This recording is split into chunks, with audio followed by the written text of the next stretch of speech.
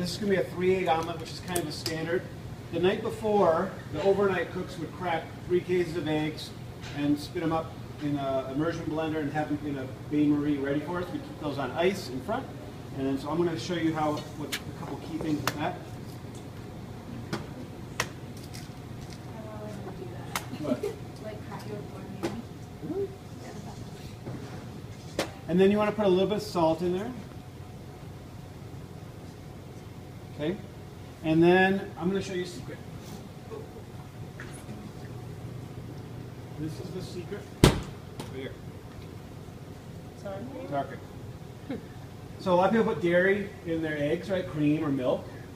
And then you make eggs and you serve them, and within a matter of 10 minutes, 5 minutes, the eggs, what color do they get?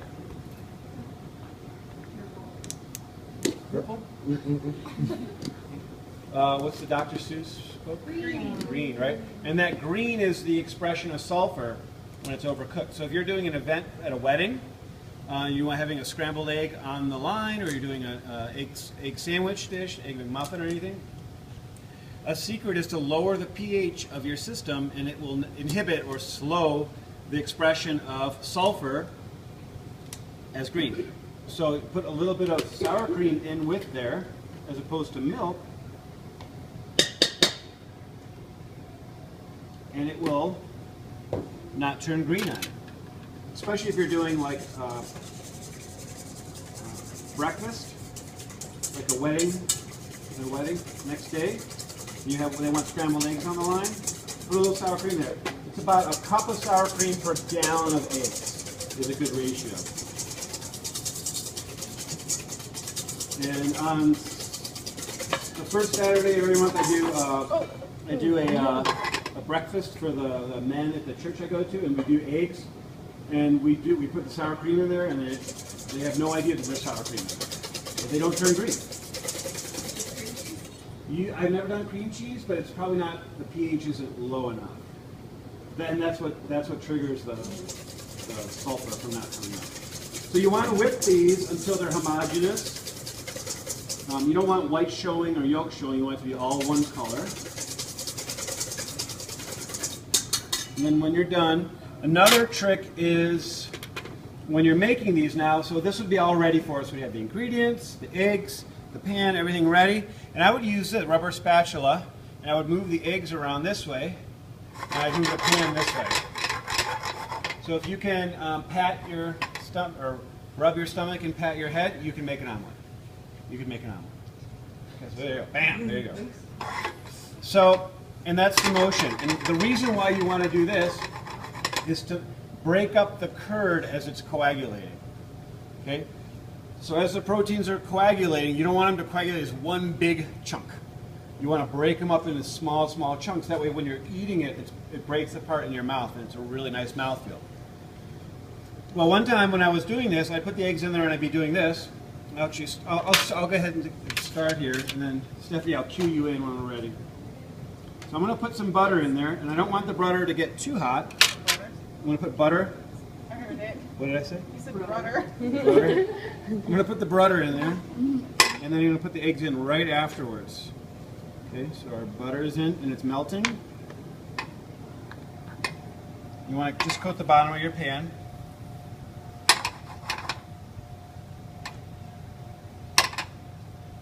Okay, now the butter is melting.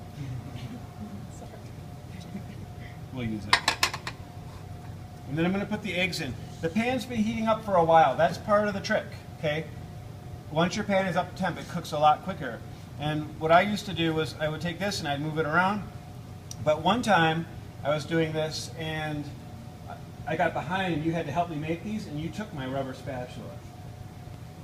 And I'm like, I didn't have anything. And so we were at a bar, and the bar was behind us, and I'm like, my eggs are cooking, and I'm like, what do I do? Now they had these chopsticks back there.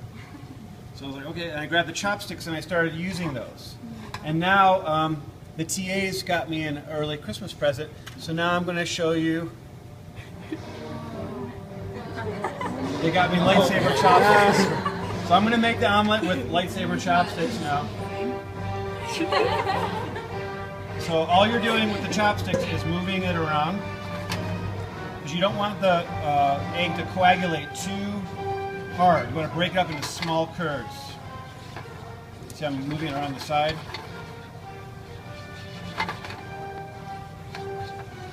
And this is called now an egg set. I'm going to do it more slowly than I would in at the Ritz because it happens really fast.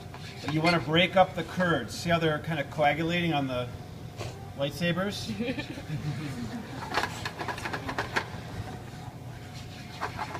All right, we can kill the music now. Had the effect. Can you see it coagulating? I'm trying to do it really slowly so you can see it. But normally it takes like a minute to do this, and then you have it ready. But the idea with this is, as you're cooking this mixture, and it's getting hotter, coagulating, you're ripping it apart, and it can knit back together again.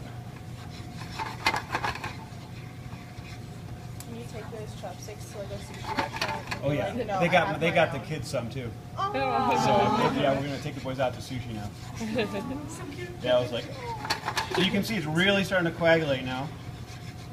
I'm gonna lower the heat a little bit.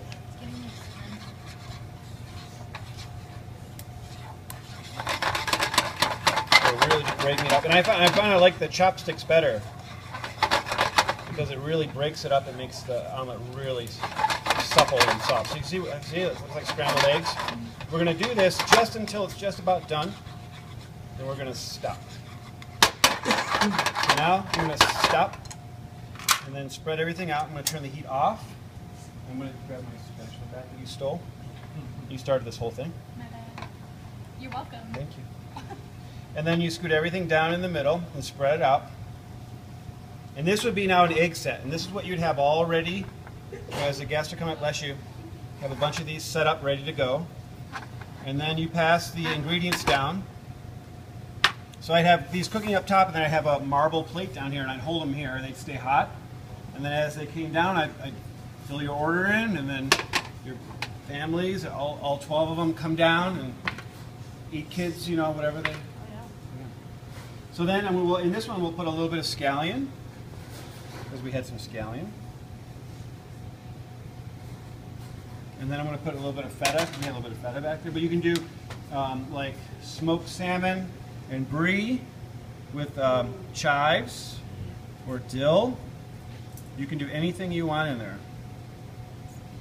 And then all you do at the end here is you want to make sure that your it should look like scrambled eggs in an envelope, and it should be smooth like a baby's bottom. And that's what that residual soft heat at the end does, what it's doing right now. When I fold this over now, it's going to be like the smooth, soft baby's bottom, and really, really supple, okay? And then I'm going to take it and put it on the plate. So when you fold it over, see how supple it is? Then you fold it on the plate. And then what you want to do is, if you really, like at the Ritz what we would do, we'd line these up, flip them over, and then put your garnish on there, and then take a little bit of butter. This is our naughty. The Ritz would do that. We take butter and rub it on the top. What does that do? It just makes it shine and taste even more buttery. You see it now? Yeah. Does it look better? A little bit, yeah. Right, and it's all those little things that make something great. Great cooking is paying attention to every single small detail. It's not any one big thing. It's a bunch of little things and understanding how they work and why you're doing them. So if you guys want to try that, so actually let me cut it now. So now, if I cut this, it should look like scrambled eggs in an envelope. Does it? Yeah. So that's what Escoffier was describing when he was talking about that. Was the envelope